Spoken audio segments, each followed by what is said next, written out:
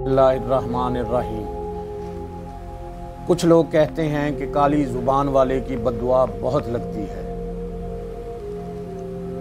मैंने तो अपनी ज़िंदगी में अभी तक किसी की ज़ुबान काली नहीं देखी। ज़ुबान तो सुर्खी माइल होती है। जहाँ तक बद्दुआ लगने का ताल्लुक़ है तो हर मज़लूम की दुआ और बद्दुआ दोनों कबूल होती है। अब मज़लूम चाहे जानवर हो या इंसान, मुस्लिम हो या गैर मुस्लिम, बद्दुआ तो इनकी भी लगती है।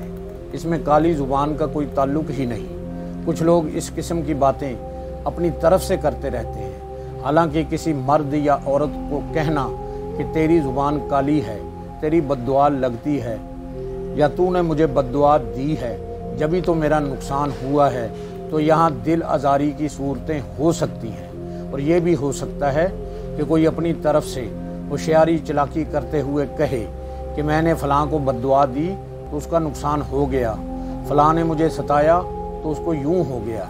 ऐसे बड़े बोल बोलना भी बहुत ख़तरनाक है और अल्लाह रब्बुल इज़्ज़त की नाराज़गी का बायस हो सकता है।